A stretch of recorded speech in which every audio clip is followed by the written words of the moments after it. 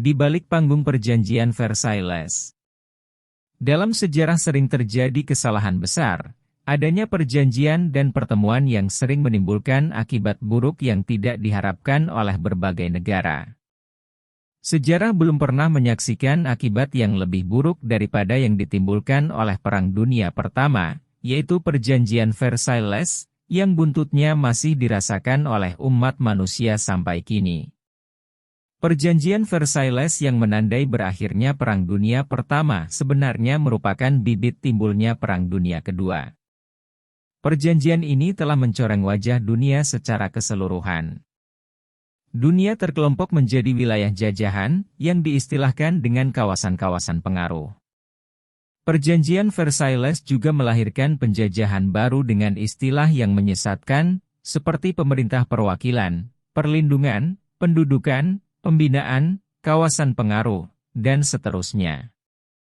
Timbullah berbagai pertikaian, pemberontakan, krisis macam-macam, yang diakibatkan oleh pengelompokan bangsa dan negara menjadi berbagai sekutu, yang pada akhirnya menumbuhkan bibit kekacauan di mana-mana, dan kecemburuan politik tak terhindarkan lagi. Sebagai akibat dari semua itu, situasi dunia makin buruk, setelah perjanjian Versailles dilaksanakan. Opini dunia mulai menyadari keburukan isi perjanjian Versailles itu sedikit demi sedikit. Tokoh politisi dunia dibantu oleh para ahli strategi terus mengamati perkembangan yang terjadi. Akhirnya mereka meletakkan tanda tanya besar di seputar perjanjian itu. Oleh sebab itu, kita akan mencoba mengungkap tabir yang menutupi hakikat yang melatar belakangi perjanjian itu, agar kita bisa melihat hal-hal yang selama ini merupakan teka-teki. Para analis netral memberi komentar tentang perjanjian Versailles, bahwa para wakil dunia berbudaya sebenarnya tidak menandatangani isi perjanjian yang berisi penindasan, sebanyak penindasan yang diderita oleh bangsa Jerman, setelah perjanjian itu diberlakukan. Kebenaran ini terlihat dari sikap bangsa Jerman terhadap perlakuan yang mereka terima akibat diberlakukannya perjanjian itu beberapa hari setelah ditandatangani. Akibatnya, bangsa Jerman naik darah dan dendam, yang kelak berkembang menjadi bahan dasar pemikiran faham nasionalisme Aryan Jerman. Fenomena kebencian bangsa Jerman ini kelak melahirkan Hitler dan Nazisme, yang kemudian menyebabkan pecahnya Perang Dunia Kedua. Kita perlu melihat kembali kerancuan bagaimana Perang Dunia Pertama berakhir, agar kondisi yang mengelilingi penandatanganan perjanjian Versailles tanggal 11 November 1918 menjadi jelas. Permintaan untuk mengadakan gencatan senjata oleh Komandan Tertinggi Angkatan Bersenjata Jerman bukan berarti menyerah kalah. Peristiwa ini menimbulkan perbedaan pendapat yang sangat besar. Pasukan Jerman masih tetap kuat dan masih maju menghadapi musuh. Permintaan Komandan Tertinggi Jerman itu semata-mata disebabkan oleh adanya bahaya yang mengancam dari dalam negeri Jerman sendiri, yaitu bahaya pemberontakan komunis yang timbul di bawah pimpinan seorang wanita Yahudi, Rosa Luxemburg. Ketika pimpinan pasukan Jerman sedang membicarakan masalah gencatan senjata dengan sekutu, ada peristiwa besar yang terjadi, yang perlu dicatat. Gerakan pemberontakan komunis di bawah pimpinan Rosa Luxemburg berhasil menyusup ke dalam tubuh angkatan bersenjata Jerman, khususnya ke dalam jajaran angkatan laut, yang selama itu menjadi incaran mereka. Pada awal tahun 1918 tiba-tiba tersiar desas-desus di kalangan angkatan laut Jerman, bahwa Panglima Tertinggi Angkatan Bersenjata akan mengadakan serbuan bunuh diri dengan kapal perangnya secara besar-besaran terhadap armada Angkatan Laut Amerika, Inggris dan Perancis. Tujuannya ialah untuk melumpuhkan kapal-kapal sekutu, meskipun untuk itu Jerman akan kehilangan sebagian besar kapal perangnya. Setelah itu, Jerman akan mengadakan serangan udara di pantai-pantai Inggris yang tidak terlindung oleh armada sekutu. Para penyebar kabar burung itu terus melakukan agitasi kasak-kusuk, dan mengadakan api pembangkangan dengan dalih, bahwa rencana serbuan gila seperti itu sama saja dengan bunuh diri secara konyol, dan akan mengakibatkan kehancuran fatal. Desas-desus itu terutama difokuskan pada bayangan yang mengerikan yang akan terjadi apabila saat itu pesawat sekutu menjatuhkan bom-bom kimia paling modern terhadap pasukan Jerman. Maka nasib pasukan Jerman sudah bisa dibayangkan. Desas-desus itu mencapai puncaknya ketika para agitator mengumumkan secara terbuka dari atas kapal Jerman tentang satu-satunya jalan untuk menyelamatkan diri dari nasib yang bakal menimpa apabila Panglima Angkatan Bersenjata meneruskan rencana serbuan itu. Pada tanggal 3 November Angkatan Laut Jerman benar-benar mengeluarkan pernyataan pembangkangan terhadap Panglima tertinggi Angkatan Bersenjata. Kemudian disusul oleh pembangkangan unit armada kapal selam pada tanggal 7 November, yang sedang berada dalam perjalanan menuju arah front barat. Tiba-tiba tersiar desas-desus yang lain, bahwa mereka sedang berjalan pergi untuk melarikan diri dari misi serbuan bunuh diri yang didesas-desuskan itu. Pada saat yang sama di Jerman terjadi kekacauan besar di berbagai pabrik amunisi dan senjata, yang menyebabkan macetnya produksi. Sejumlah orang keluar untuk menyebarluaskan tuntutan, agar Jerman menyerah kepada sekutu. Perkembangan selanjutnya makin bertambah kacau dan keruh, sehingga Kaisar Jerman terpaksa turun tahta pada tanggal 9 November 1918. Kemudian segera berdiri sebuah pemerintahan Republik Sosialis. Langkah pertama yang dilakukan adalah menandatangani gencatan senjata, hanya beberapa hari berselang kemudian, yaitu pada tanggal 11 November 1918. Akan tetapi, kerusuhan itu tidak juga kunjung reda. Bahkan kali ini banyak orang bertambah sengit menentang tokoh-tokoh Republik Sosialis. Rosa Luxemburg telah memainkan kartu pentingnya, ketika ia mengajukan persyaratan kepada pemerintahan Republik Sosialis, untuk melepas angkatan bersenjata dan menggantikan panglimanya, sebagai imbalan untuk meredakan kerusuhan. Namun ketika Jerman tidak lagi mengandalkan pasukan regulernya yang mampu menumpas kerusuhan dan kekacauan, Rosa Luxemburg beserta kelompoknya kembali memihak kaum Republik Sosialis dan bergabung ke dalamnya. Kemudian mereka mengeluarkan pengumuman tentang revolusi di kota Berlin pada bulan Januari 1919, dan berhasil merebut kekuasaan bersama para pendukungnya, yang mayoritas adalah orang Yahudi. Namun revolusi ini sempat menimbulkan dampak keluar yang tidak disangka-sangka. Di Moskow terjadi perpecahan tajam antara dua tokoh revolusi komunis Rusia, yaitu Lenin dan Trotsky. Lenin menolak mentah-mentah membantu Rosa Luxemburg, sedang Trotsky bersedia membantu dengan segala kekuatan yang dimiliki Uni Soviet Rusia. Penolakan Lenin itu menjadi faktor penentu bagi perkembangan selanjutnya. Rosa dan kawan-kawan Yahudinya menjadi terisolir. Sementara kaum nasionalis Jerman bangkit untuk menyerang Rosa dan para pendukungnya. Mereka dikejar-kejar, dan terjadilah pembantaian besar-besaran atas orang Yahudi. Seorang kolonel muda dari angkatan bersenjata Jerman berhasil menangkap Rosa beserta pembantu utamanya Karl Licken. Kemudian mereka berdua ditembak mati. Kebencian terhadap unsur Semitik terus memuncak, karena mereka merupakan biang kerok yang telah merugikan Jerman dalam perang, dan timbulnya kerusuhan besar setelah itu. Rumah-rumah yang dihuni oleh orang Yahudi dibakar, dan ratusan ribu orang Yahudi menemui ajal mereka, akibat dendam mendalam bangsa Jerman terhadap mereka. Sejak itu situasi di Jerman membuka pintu bagi fanatisme ras, dan menghidupkan kembali teori superioritas Aryanisme, atau dengan kata lain memunculkan Hitler dan Nazismenya. Inilah akibat peran buruk yang dimainkan oleh pemilik modal Yahudi internasional bagi bangsa Jerman, mulai dari angkatan lautnya, pabrik senjatanya dan perjanjian Versailles yang sangat memberatkan Jerman. Lenin sendiri pernah mengatakan, bahwa Rosa Luxemburg adalah orang Yahudi yang bertanggung jawab atas gelombang antisemitik yang melanda Jerman. Konspirasi sebenarnya menemukan kondisi yang sesuai untuk menyulut api Perang Dunia Kedua, setelah mereka lebih dulu merancang dan menciptakan situasi itu.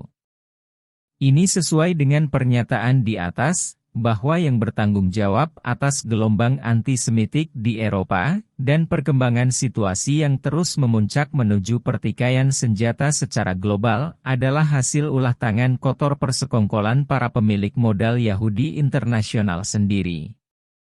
Setelah konspirasi berhasil mencapai tujuannya di Jerman, sasaran berikutnya ditujukan kepada bumi Palestina. Mereka mengincar Palestina sebagai impian lama yang kini hampir tiba di ambang pintu. Sebagaimana telah kita singgung terdahulu, bumi Palestina akan dijadikan poros bagi program dan titik pemusatan kegiatan internasional bagi konspirasi. Hal ini bisa dimaklumi, karena Palestina adalah pusat terpenting wilayah Timur Tengah dan Timur Dekat. Secara geografis, Palestina merupakan jalur penghubung antara tiga benua, yaitu Afrika, Eropa dan Asia. Di samping itu, kekayaan emas hitam yang terdapat di wilayah itu merupakan kebutuhan dunia dalam jumlah melimpah. Dengan demikian, politik Zionisme telah meletakkan dua sasaran yang hendak dicapai untuk menuju ke Palestina, yaitu 1. Memaksa negara di dunia untuk mengakui negara nasional bagi bangsa Yahudi di Palestina, yang kemudian akan dijadikan pusat kegiatan konspirasi untuk meletakkan memprakarsai Perang Dunia III. 2. Menguasai seluruh sumber kekayaan alam yang terdapat di wilayah itu. Berikut ini diketengahkan tahapan program kerja yang akan dijadikan landasan bagi pelaksanaannya. Langkah pertama, mereka mengeluarkan deklarasi Balfour tahun 1917 yang telah mengikat Inggris, Perancis dan Amerika Serikat untuk mendukung berdirinya sebuah negara nasional bagi bangsa Yahudi di bumi Palestina. Untuk melaksanakan hal itu, Jenderal Allenby langsung diberi instruksi untuk memukul mundur pasukan Turki Utsmani keluar dari wilayah Timur Tengah dan menduduki Yerusalem. Penguasa Inggris sengaja merahasiakan deklarasi Balfour selama masa operasi militernya, dengan dukungan pasukan Arab Nasional, pengkhianat umat di bawah bendera Syarif Hussein, Amir Makkah. Sedang para pemilik modal internasional pada saat operasi militer Inggris di wilayah Palestina masih berlangsung, telah mendesak pemerintah Inggris untuk menentukan perwakilan organisasi Zionisme di Palestina, dan menentukan anggota politisi Zionis untuk menjadi anggota perwakilan itu. Tuntutan itu diajukan kepada penguasa militer Inggris di Palestina, Jenderal Creighton, dan segera dikabulkan pada bulan Maret 1915. Politisi yang menjadi anggota perwakilan itu adalah Kolonel Oram Serigor, yang kelak menjadi Direktur Bank Standard di Afrika Selatan, yaitu sebuah bank yang menguasai pertambangan emas dan logam mulia lainnya di Afrika Selatan. Dan dia pula yang mendukung dana kepada sistem politik apartheid. Chaim Weizmann yang kelak menjadi Perdana Menteri Israel pertama. Komite Perwakilan Zionisme ini telah berada di Palestina sebelum diadakan perundingan damai, bahkan sebelum Perang Dunia Pertama usai.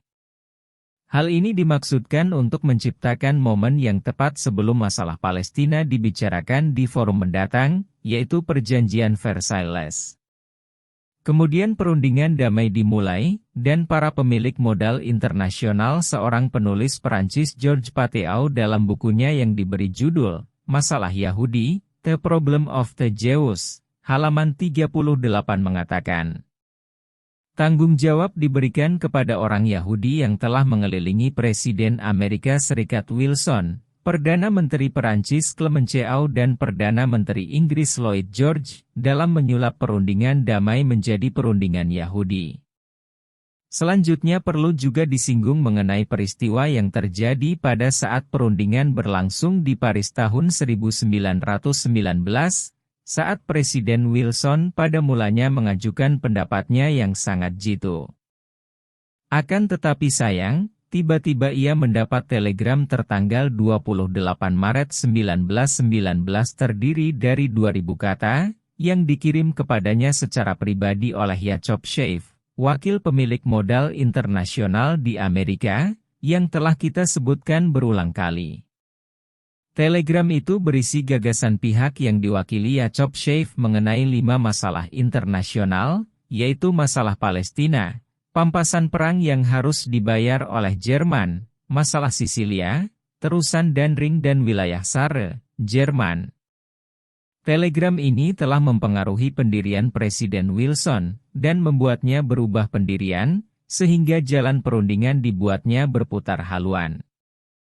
Duta Besar Perancis untuk Inggris, pada waktu itu De Sanoclear melukiskan peristiwa itu dalam bukunya mengenai politik yang kelak ia tulis, berjudul, Jenewa Menuju Perdamaian, Geneve Towards Pace, menyebutkan bahwa isi teks yang terkandung dalam perjanjian Versailles berkenaan dengan 5 masalah itu adalah hasil rancangan Ya'Qub Sheikh dan orang-orang sedarahnya.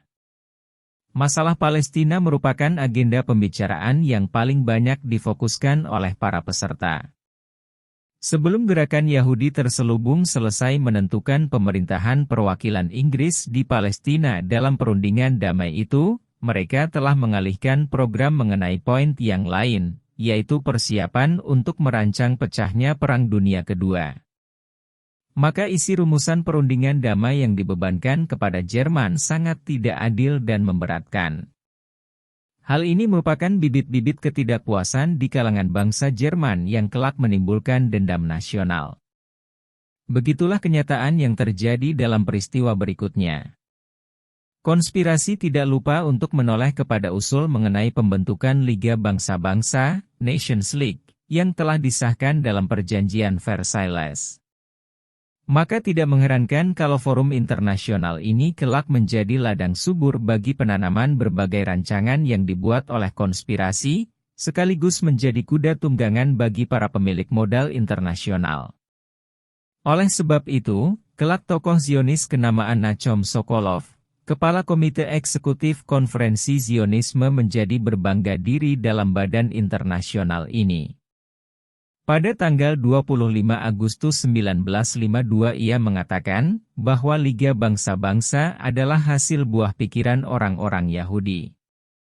Pernyataan ini dikutip secara harfiah oleh Kolonel MHCN dari Amerika, dalam bukunya, Tangan Kotor, The Filthy Hand, yang sengaja ia tulis untuk memperingatkan bangsa Amerika mengenai bahaya Zionisme. Juga perlu kita perhatikan pernyataan W. Hamshdeh, seorang pakar dalam masalah internasional dan pimpinan redaksi harian besar berbahasa Inggris Tunes.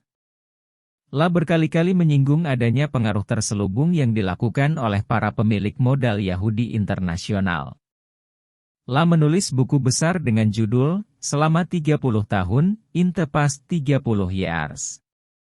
Dalam halaman 301-302 ia mengatakan, ketika Winston Churchill mengadakan kunjungan ke tanah Palestina tahun 1921, delegasi Arab datang untuk menyambutnya. Mereka menjelaskan kepadanya tentang ketidakadilan dan kekejaman langkah-langkah kebijakan yang ditempuh pemerintah Inggris untuk memenuhi cita-cita Zionisme, yaitu menguasai bumi Palestina. Mereka mengemukakan bahwa bangsa Arab telah mendiami bumi itu sejak ribuan tahun yang silam. Mereka minta agar Churchill sudi mengusahakan adanya penyelesaian mengenai ketidakadilan ini. Akan tetapi Churchill menjawab, masalah itu di luar wewenang kekuasaanku, di samping aku sendiri juga tidak setuju. Bahkan kami yakin, bahwa yang telah digariskan dalam deklarasi Balfour ini akan lebih baik bagi kemaslahatan dunia, bagi kerajaan Inggris dan bagi bangsa Arab sendiri. Kami akan tetap mewujudkan rencana itu. Tidak seorang pun bisa membayangkan, bagaimana perasaan delegasi Arab yang mendengar jawaban Churchill itu, yang terus terang menunjukkan keterlibatan Churchill dengan program terselubung Zionisme. Bahkan kami pribadi, penulis, baru tahu masalah ini setelah tahun 1954, pada saat Churchill mengadakan kunjungan ke Amerika Serikat dalam suatu pertemuan dengan Bernard Baruch, seorang Yahudi yang memainkan peran penting dalam politik Amerika Serikat dari balik layar selama bertahun-tahun. Pada masa pemerintahan Roosevelt yang menjabat sebagai Kepala Penasihat Presiden di Gedung Putih. Pada pertemuan itu Churchill menyatakan bahwa dia adalah seorang Zionis, dan akan tetap sebagai orang Zionis. Mungkin ketika menjawab delegasi Arab, Churchill masih teringat ancaman terbuka kepada Inggris, yang dikeluarkan oleh tokoh Zionis terbesar, Chaim Weizmann yang dimuat dalam majalah Gudesha edisi keempat tahun 1920, yang bunyinya secara harfiah sebagai berikut. Kami akan tetap hidup berdiam di tanah Palestina, baik Anda mau atau tidak. Maka langkah yang paling baik untuk Anda lakukan sekarang adalah mempercepat proses imigrasi bangsa Yahudi ke Palestina, atau memperlambat sedikit. Namun yang paling baik bagi Anda adalah membantu kami supaya kekuatan kami tidak berbalik menentang Anda. Kami sekarang berada dalam barisan bersama Anda. Dan Anda semua tahu bahwa kami punya kekuatan di setiap penjuru dunia. Ancaman seperti itu bukan satu-satunya. Dalam konferensi Zionisme yang diadakan di kota Budapest, ibu kota Hungaria tahun 1919, para tokoh Zionis peserta konferensi mengeluarkan ancaman terbuka kepada dunia. Pernyataan yang bernada mengancam seperti itu juga datang dari Chaim Weizmann sendiri. Ia mengatakan, organisasi Zionisme kita akan memainkan perannya dalam mengatur dunia baru pada masa pasca perang. Kitalah yang menciptakan Liga Bangsa-Bangsa, dan kita akan berjalan di belakang program yang telah kita buat. Tujuan dan kepentingan yang kita inginkan telah kita tentukan sebelumnya. Kami, penulis, menyelesaikan penulisan bab ini tahun 1944, setelah mempelajari dokumen dan data-data yang sebelumnya kami kumpulkan. Akan tetapi, setelah 8 tahun kemudian sesuai dengan jabatan kami dalam pemerintah sebagai perwira intelijen rahasia, kami mendapatkan sebuah dokumen rahasia berbahaya. Kami merasa wajib untuk menyertakan beberapa bagian dari dokumen itu dalam bab ini, mengingat masalah ini punya arti tersendiri, yaitu yang berhubungan dengan konferensi puncak sidang darurat para pendeta Yahudi se-Eropa, yang diadakan di Budapest tanggal 22 Januari 1952. Berikut ini adalah ringkasan dari dokumen tersebut yang mengandung beberapa paragraf harfiah, yang memungkinkan kami memuatnya, yaitu laporan dari Eropa tentang konferensi puncak sidang darurat pendeta Yahudi se-Eropa, pidato rahasia yang disampaikan oleh pendeta tertinggi Yahudi Emanuel Robinovich tertanggal 12 Januari 1952. Selamat berbahagia putra-putraku. Kalian telah terpanggil untuk mengadakan pertemuan istimewa ini untuk mengkaji masalah dan rancangan pokok bagi program kita yang baru, yaitu program yang berkaitan dengan perang yang akan datang, sebagaimana yang kalian telah ketahui. Rancangan kita semula membutuhkan tenggang waktu 20 tahun, sehingga kita mendapatkan seluruh keuntungan yang dihasilkan dari Perang Dunia Kedua. Akan tetapi, beberapa pertimbangan baru mengharuskan adanya pengurangan jangka waktu 5 tahun lebih dini. Langkah-langkah yang masih kita lakukan demi tujuan kita, sejak 3000 tahun yang lalu sekarang telah berada dalam jangkauan tangan kita. Sebentar lagi kita pasti akan bisa memetik buahnya, dengan syarat kita harus melipat gandakan usaha keras dengan menggunakan pikiran dan pengalaman apa saja yang kita miliki. Kami bisa meyakinkan Anda sekalian, bahwa beberapa tahun lagi bangsa kita akan bisa mengembalikan posisinya di tempat paling atas di dunia.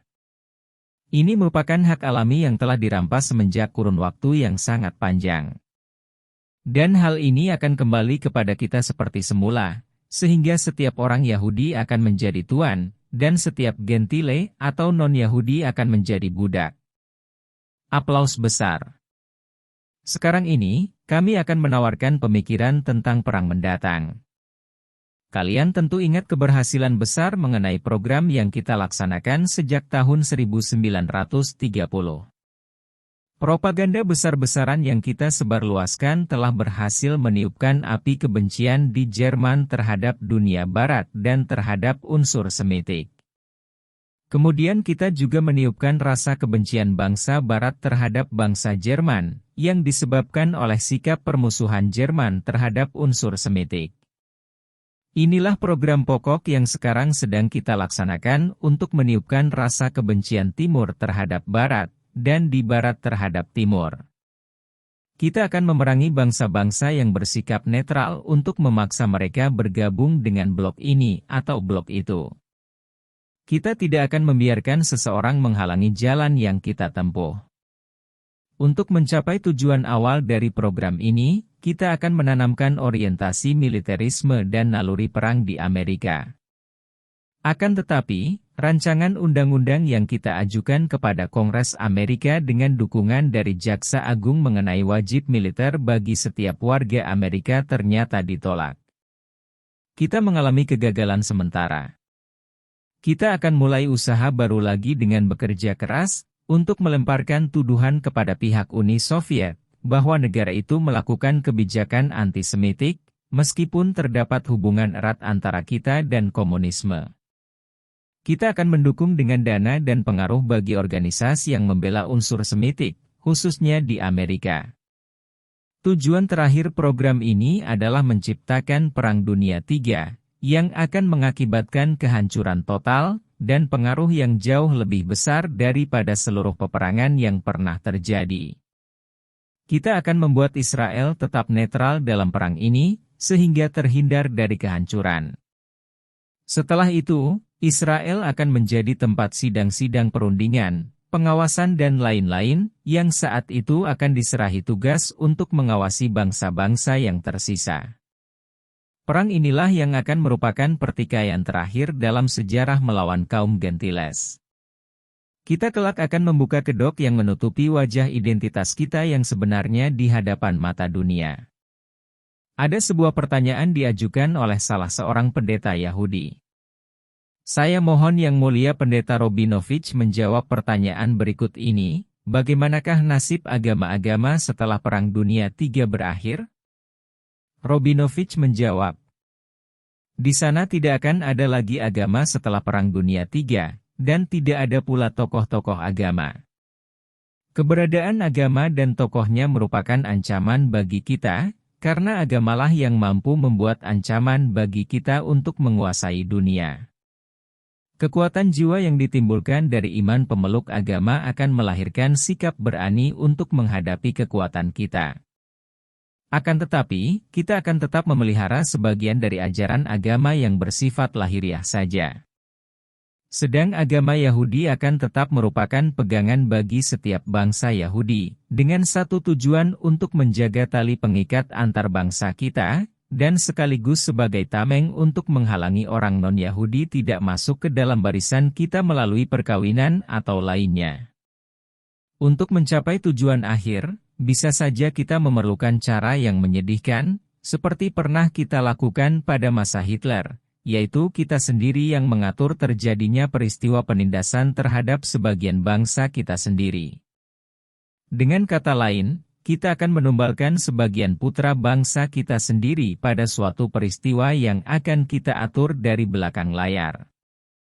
Kita bisa mendapatkan alasan yang cukup untuk menarik simpati dan dukungan bangsa Eropa dan Amerika, serta dunia pada umumnya dari satu sisi. Sedang dari sisi lain, para tokoh militer yang terlibat perang, seperti pernah kita lakukan dalam pengadilan Nuremberg, Jerman, setelah Perang Dunia Kedua.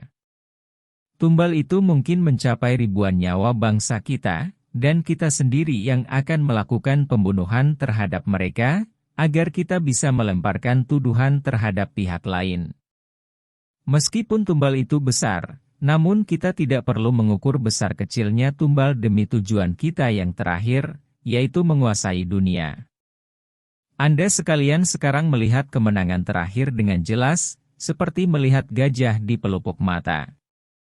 Kalian akan kembali ke negara masing-masing setelah konferensi ini untuk mengajak bangsa kita bekerja keras, sehingga akhirnya akan sampai pada suatu saat, di mana Israel akan membuka hakikat diri yang sebenarnya kepada dunia, sebagai tempat memancarnya cahaya yang akan menerangi seluruh jagat. Sampai di sini Robinovich mengakhiri pidatonya. Komentar tidak diperlukan lagi. Satu hal yang perlu kita singgung adalah, bahwa Kongres itu menguatkan hasil analisa kita sebelumnya, sehubungan dengan masalah antisemitik dan nazisme dan seterusnya, yang bisa meyakinkan kita, bahwa kekuatan di balik layar yang diatur oleh Zionisme pada hakikatnya adalah kekuatan yang mengeksploitasi gerakan antisemitik dengan memperalat Hitler dan nazismenya. Kekuatan itu pula yang sedang merancang dan mendalangi untuk menjerumuskan dunia ke dalam Perang Dunia III. Hitler dan nazisme bagi orang awam belum banyak dikenal. Banyak yang tidak memperhatikan adanya tangan-tangan terselubung di balik peristiwa yang terjadi di Jerman, yaitu ketika para pemilik modal Yahudi internasional mempersenjatai nazisme, dan membangun perindustrian Jerman setelah perjanjian Versailles. Pada saat itu Hitler menggalakkan anti-Yahudi. Di sini timbul pertanyaan, mengapa Stalin dan dunia Barat tutup mulut, ketika melihat Jerman bangkit dan membangun militernya kembali secara besar-besaran, yang bisa mengancam dunia Barat dan Rusia. Menurut pengamatan yang cermat, justru Stalin sendiri telah mengadakan perjanjian kerjasama rahasia dengan penguasa militer di Jerman, bahkan sebelum militer berkuasa untuk melatih dan mempersenjatai angkatan perang Jerman. Dan lagi, beberapa lembaga keuangan Barat menyalurkan dana-dananya untuk membiayai pembangunan industri persenjataan Jerman. Tokoh-tokoh Barat bukan tidak tahu apa yang terjadi di balik layar di Jerman pada waktu itu, dan kebangkitan kekuatan militernya. Kami, penulis, secara pribadi tahu akan hal itu dengan yakin, ketika kami menghadiri konferensi perlucutan senjata yang diadakan di London tahun 1930. Hasil studi analitis mengenai periode 1920 hingga 1938 dalam sejarah modern yang kami lakukan menunjukkan bahwa pemilik modal Yahudi internasional telah memusatkan kegiatannya dalam periode ini untuk meraih tujuan-tujuan sebagai berikut. 1. Menyalakan api Perang Dunia Kedua, sesuai dengan program asli semenjak dulu. Mereka berhasil. 2. Memerangi pemerintahan dan pergerakan yang memusuhi mereka di Eropa dengan segala cara dan sarana. Dalam hal ini, mereka juga telah berhasil dengan gemilang, seperti penyingkiran pemerintahan Asquith di Inggris pada masa Perang Dunia Pertama. 3. Memaksa Inggris, Perancis, kemudian Amerika Serikat untuk menyetujui berdirinya sebuah negara nasional bagi bangsa Yahudi di Palestina. Pada masa Perang Dunia Pertama Inggris telah menjanjikan para pemilik modal Yahudi internasional untuk mendesak Amerika Serikat lewat organisasi Yahudi di Amerika, agar negara itu terlibat dalam perang bersama sekutu dengan imbalan, bahwa Inggris akan membela cita-cita Zionisme.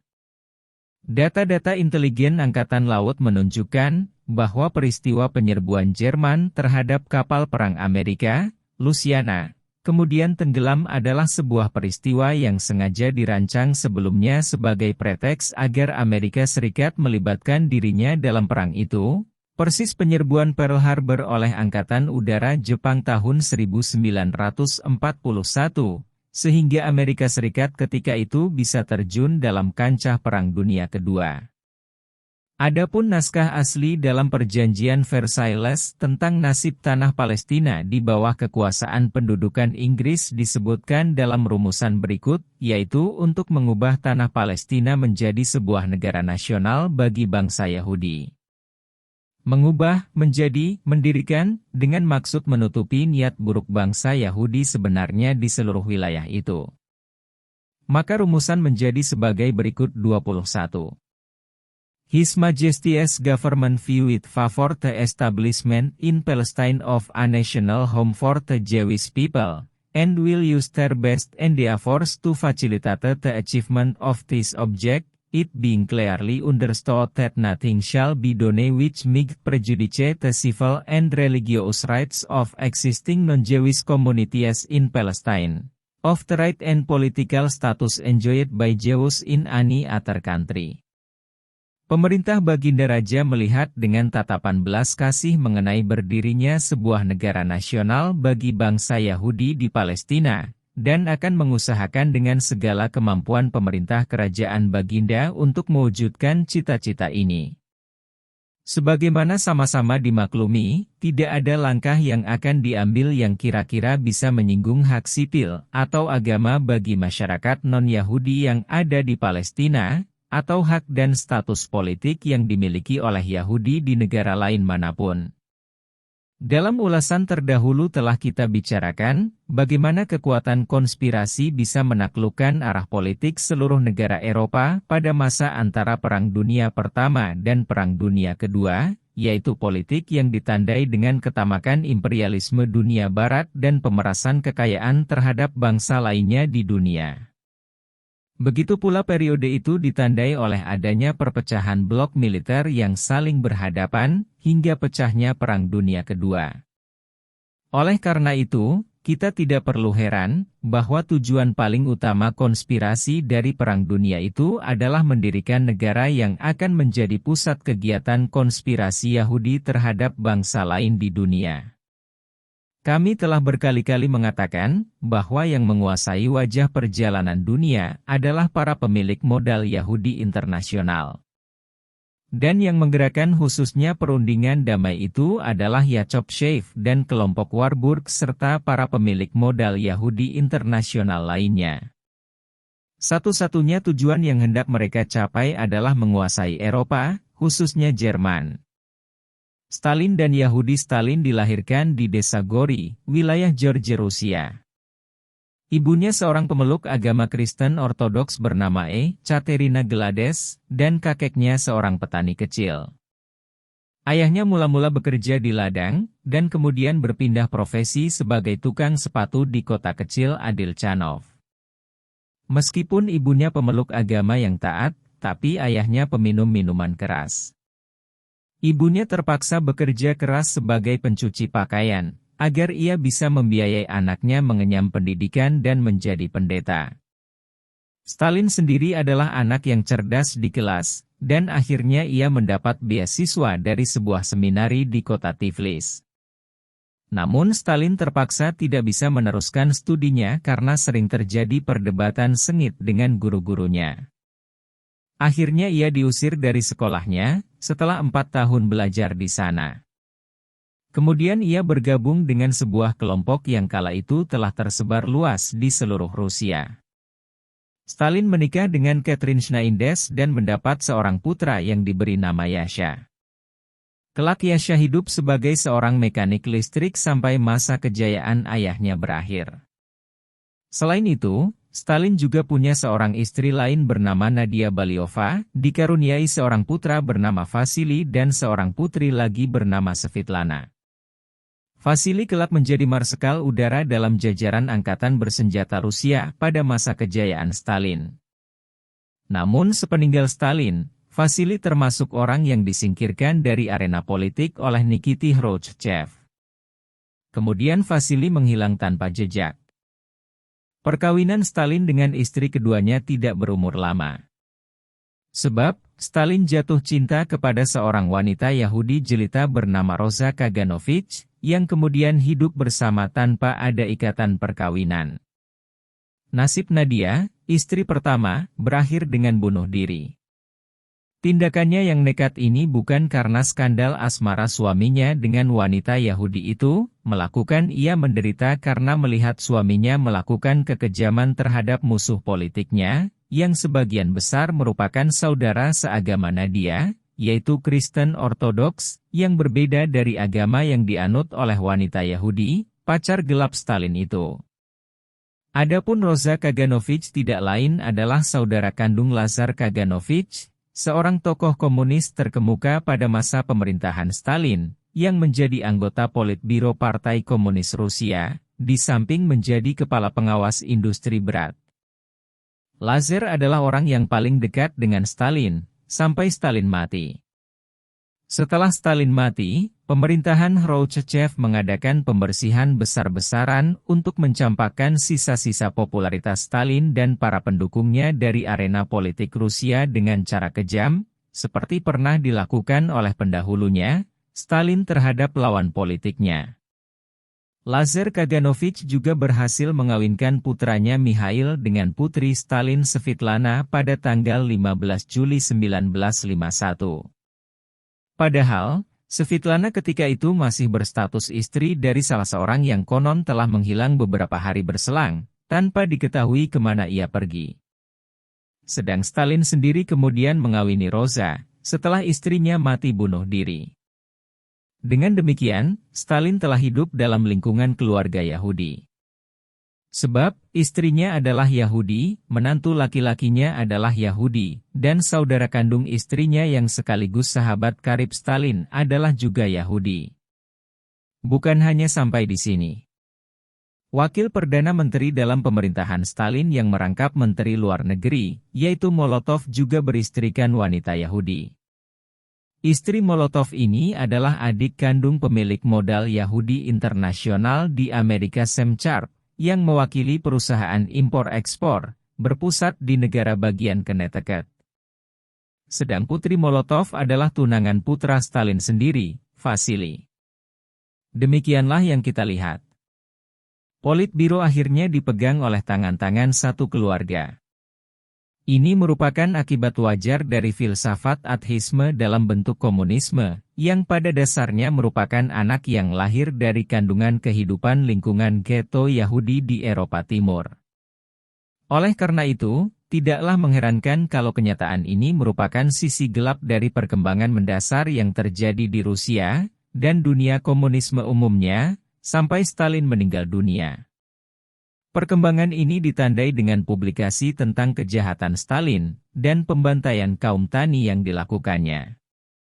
Mesin propaganda komunis sebelumnya telah berusaha menggambarkan bahwa kaum tani adalah pendukung terkuat sistem komunisme. Dan faham komunisme masih akan terus berubah dan berkembang di seluruh dunia. Pada mulanya Stalin adalah sosok yang dilahirkan oleh situasi. Muncul menjelang pecah revolusi Oktober 1917, pada saat tokoh-tokoh senior masih terkungkung dalam sel-sel penjara tsar. Pada masa pemerintahan Lenin, Stalin belum memainkan peran berarti dalam Partai Komunis Rusia, kecuali hanya beberapa saat ketika Lenin dalam keadaan sakit. Stalin maju ke barisan terdepan setelah terjadi perselisihan tajam antara dia dan Trotsky. Maka sejak Trotsky bisa disingkirkan, Stalin terus berkuasa sebagai diktator Rusia tanpa tertandingi sampai matinya. Tahap kenaikan bintang Stalin dalam kepemimpinan komunis Rusia dimulai ketika Lenin jatuh sakit bulan Mei 1922, yaitu ketika sebuah dewan yang terdiri dari Stalin, Zinoviev, Kamenev, Trotsky dan Bochorin meneruskan kepemimpinan komunis Rusia. Kemudian penyakit Lenin tidak bisa disembuhkan, yang akhirnya menyebabkan kematiannya. Zinoviev dan Kamenev merupakan tangan kanan Lenin sejak awal kekuasaan Lenin, sehingga mereka berdua memandang dirinya sebagai pewaris yang paling layak untuk meneruskan kepemimpinan Lenin. Trotsky dalam bukunya yang berjudul Lenin pada halaman 37 dan 48 menyebutkan bahwa Zinoviev diperlakukan oleh Stalin seperti budak, sedang Kamenev sering dihina. Trotsky memandang Zinoviev dan Kamenev sebagai saingan yang mengancam kedudukannya, setelah Lenin meninggal dunia. Sementara itu, Stalin memandang Trotsky dengan pandangan curiga, karena sikapnya yang meragukan terhadap Stalin. Zinoviev bagi kalangan atas Partai Komunis Rusia dipandang sebagai calon kuat untuk menggantikan Lenin. Pada Kongres Partai Komunis ke-12 ia diminta menyampaikan pidato pembukaan menggantikan Lenin yang sedang sakit. Lenin sendiri sudah menyatakan tidak mampu menyampaikan pidato sambutan seperti biasanya. Kesempatan emas ini dimanfaatkan oleh Stalin dan bukan Zinoviev yang menggantikan Lenin. Setelah sidang ditutup, Stalin meraih kekuasaan dan kedudukan tinggi atas Partai Komunis bersama kawan-kawannya, hingga pada saat Lenin meninggal dunia tahun 1924. Pada bulan April 1925 Stalin berhasil menyingkirkan Trotsky dari jabatannya sebagai komisioner rakyat dalam urusan penahanan atau Kementerian Penahanan. Setelah itu, Zinoviev disingkirkan pula dan digantikan oleh Bovadin, Rykov dan Tomsky. Sedang Zinoviev dan Kamenev ketika itu bergabung dengan Trotsky untuk membentuk gerakan oposisi menentang Stalin. Akan tetapi, langkah ini datangnya terlambat, sehingga mereka mendapat pukulan balik dari Stalin. Pada bulan Februari 1926 Stalin berhasil menyingkirkan Zinoviev dari Politbiro, kemudian dari kepemimpinan Rusia di Leningrad, dan terakhir dari kepemimpinan rakyat. Lalu datanglah giliran bagi Kamenev dan Trotsky pada bulan Oktober 1926. Mereka berdua disingkirkan dari Politbiro oleh Stalin. Pada tahun berikutnya Stalin benar-benar telah menyingkirkan lawan-lawan politiknya dari Komite Sentral Partai Komunis Rusia. Tahun 1927 Trotsky berusaha mengadakan pembangkangan yang terakhir kalinya dengan melemparkan tuduhan bahwa Stalin telah menyalahi garis ideologi Marxisme yang benar dan menciptakan diktatorisme keluarga di Rusia. Stalin membalas tuduhan itu dengan tindakan sangat kejam, dengan mengadakan pembersihan besar-besaran yang menumbalkan ratusan ribu orang mati, dan ribuan lainnya dibuang ke Siberia. Ini diungkapkan oleh Khrushchev di kemudian hari. Stalin telah melakukan pembersihan terhadap para tokoh komunis senior Yahudi dan para tokoh proletar generasi pertama yang mencetuskan revolusi komunis. Di antara mereka yang terkenal tindakan Stalin itu yang berupa penahanan, pembuangan dan hukuman mati adalah Trotsky, Zinoviev, Kamenev, Martinov, Zalolich, Martov dan lain-lain. Dengan demikian, secara langsung Stalin telah bebas dari lingkungan orang-orang Yahudi senior pada akhir hayatnya, kecuali istrinya Rosa Kaganovich dan kakak iparnya Lazar Kaganovich. Hasil studi analitis menunjukkan bahwa dalam pembersihan yang dilakukan Stalin pada akhir masa hidupnya terdapat adanya hubungan rahasia dengan kekuatan terselubung, yang di dalamnya terdapat para tokoh senior Yahudi komunis Rusia. Ini menunjukkan bahwa kekuatan terselubung itu tidak mempertimbangkan adanya tumbal orang Yahudi atau bukan, selama semua itu akan mendatangkan keuntungan materi bagi mereka. Peristiwa demi peristiwa itu sebenarnya merupakan rancangan untuk membuka jalan timbulnya perang ekonomi global, dengan menjadikan dunia sebagai arena pertarungan pada masa sebelum Perang Dunia Kedua. Perang ekonomi itu memberikan bukti nyata, yang menunjukkan adanya hubungan konspirasi antara Stalin dengan kekuatan terselubung. Tujuan yang hendak dicapai oleh kekuatan terselubung sejak Perang Dunia Pertama usai adalah 1. Mempersiapkan pecahnya Perang Dunia Kedua, seperti telah kita bahas. 2. Menguasai sumber kekayaan bangsa-bangsa Gentiles, yang merupakan tujuan mereka sejak dulu.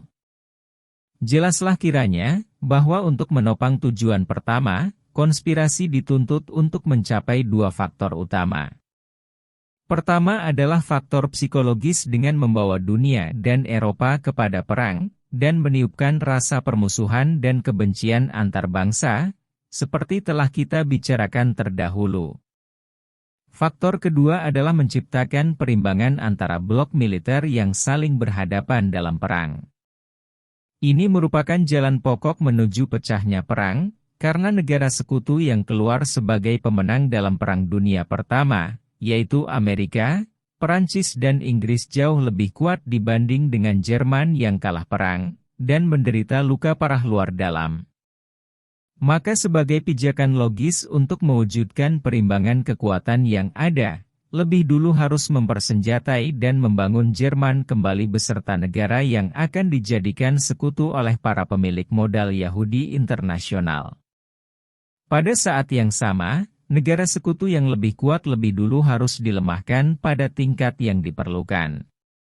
Di samping itu, para pemilik modal Yahudi internasional mencurahkan dananya dalam bidang industri persenjataan, agar bisa mengalihkan potensi ekonomi negara yang bersangkutan kepada produksi senjata, sampai pada masa yang diperlukan. Tidak mengherankan kalau setelah Perang Dunia Pertama, negara Barat yang tergabung dalam sekutu bersama Stalin menutup mulut atas kebangkitan militer Jerman dan pembangunan kembali negara itu, sehingga melahirkan Hitler dan Nazismenya. Sebagai kekuatan besar dan makin kuat, Jerman mampu menaklukkan dan menduduki Swedia dan Austria, serta beberapa negara Eropa lainnya. Sementara itu, konspirasi terus mencurahkan perhatiannya untuk mengeruk keuntungan dari bangsa-bangsa yang bertikai, sebagai pelaksana dari perang ekonomi global yang dirancang oleh konspirasi. Perang ekonomi global ini dimulai dari tahap percobaan antara tahun 1922 sampai 1925 dengan taktik tradisional. Para pemilik modal Yahudi internasional membanjiri pasar modal negara-negara yang menang perang dan negara-negara netral dengan saham, kredit dan investasi secara besar-besaran, sehingga menimbulkan kenaikan harga barang dan meningkatkan produksi serta kegiatan bisnis. Setelah itu, dana, saham dan investasi yang ada dalam bursa internasional tiba-tiba ditarik kembali, sehingga menimbulkan krisis ekonomi drastis dan dahsyat pada tahun 1925. Nilai mata uang merosot seketika. Selanjutnya saham yang telah ditarik itu dilempar kembali ke pasar modal dalam bentuk pinjaman dan transaksi, dan nilai mata uang kembali normal. Dan para pemilik modal Yahudi internasional meraih keuntungan besar. Para pemilik modal Yahudi internasional merasa yakin akan keberhasilan percobaan perang ekonomi tersebut di atas. Dengan berpijak pada percobaan itu, mereka mengambil langkah penting dalam perang ekonomi besar tahun 1930, yang mengakibatkan krisis ekonomi yang melanda hampir seluruh dunia, yang dikenal dalam sejarah dengan sebutan krisis ekonomi dunia. Perang ekonomi ini bisa terlaksana berkat bantuan Stalin, sesuai dengan kesepakatan rahasia. Maka jelaslah bukti yang menunjukkan adanya persekongkolan antara Stalin dengan para pemilik modal Yahudi internasional. Operasi perang ekonomi ini dimulai dengan penolakan para pemilik modal memberikan dana kepada perusahaan perkapalan dan pelayaran Amerika dan Eropa Barat pada umumnya. Sedang perusahaan perkapalan dan pelayaran Jerman, Jepang dan Italia mendapat dana besar-besaran dan fasilitas dari mereka. Di tiga negara itu tumbuh industri perkapalan, dan banyak orang memonopoli dan merajai pelayaran laut di seluruh dunia. Dan yang menjadi perhatian khusus bagi para pemilik modal Yahudi internasional adalah kapal-kapal barang pengangkut peti daging yang dieskan, dan biji-bijian Amerika dan Eropa Barat menjadi terbengkalai tanpa bisa dioperasikan. Sementara itu, kapal Jepang, Jerman dan Italia berlayar dengan leluasa mengangkat berbagai jenis muatan. Operasi berikutnya adalah lembaga keuangan dan bank-bank besar beserta cabang-cabangnya menolak untuk memberikan kredit dan pinjaman bagi pemasaran biji-bijian dan daging yang telah dieskan atau kalengan dan asuransi produksinya di Amerika dan Eropa pada umumnya. Barang-barang tersebut menumpuk dalam gudang tanpa bisa dipasarkan. Pada saat yang sama, di negara yang dibanjiri barang-barang itu oleh para pemilik modal internasional, harga barang turun drastis. Daging-daging itu berasal dari Australia dan Argentina, sedang biji-bijian Rusia dijual kepada para pemilik modal internasional dengan harga sangat murah. Sehingga para petani Rusia dengan sistem kolektif mengalami beban berat, khususnya para petani Republik Ukraina di Uni Soviet. Hal inilah yang menimbulkan kerusuhan berdarah dan bahaya kelaparan yang melanda seluruh wilayah Republik Ukraina.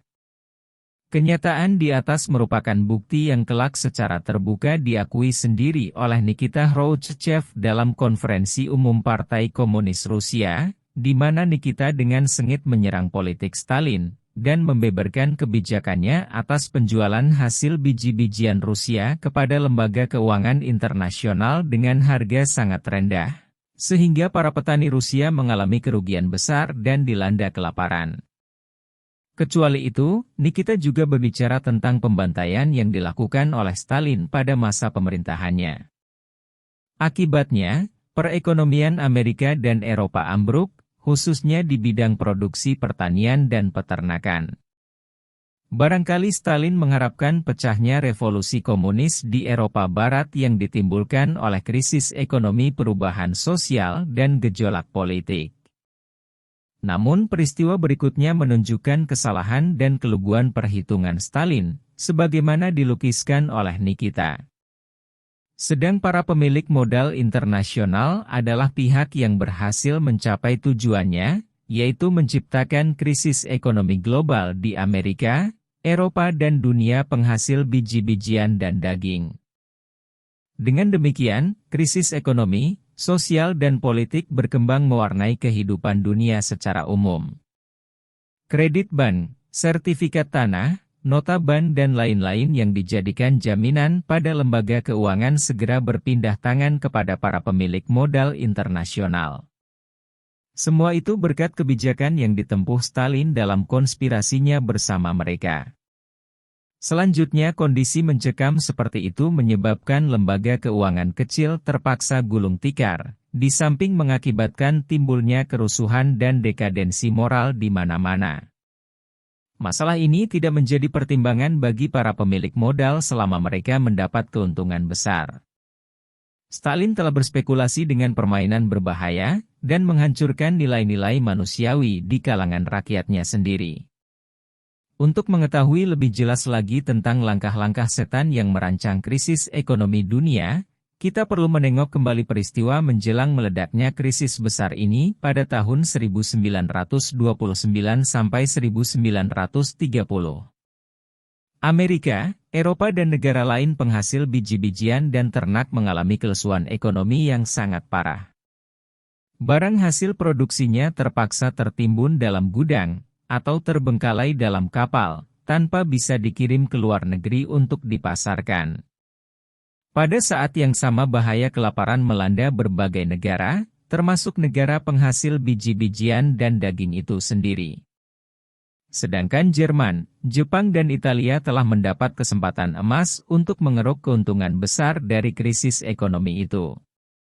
Kapal mereka bisa leluasa mengangkut ke pasaran bebas. Orang bisa bebas membeli dan menjual barang-barang Jepang dengan harga yang bersaing. Dalam waktu relatif singkat ketiga negara tersebut telah kembali berotot dan bisa membusungkan dadanya di hadapan bangsa lain di dunia. Akibat dari krisis besar dunia ini macam-macam.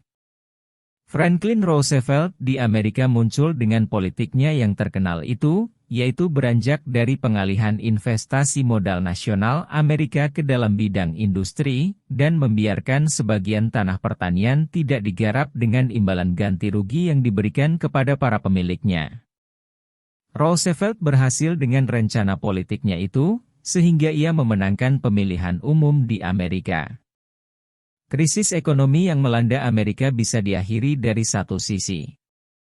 Dari sisi lain, investasi modal nasional Amerika bisa dialihkan ke dalam industri yang segera berubah lagi menjadi industri persenjataan perang sejak meletusnya Perang Dunia Kedua.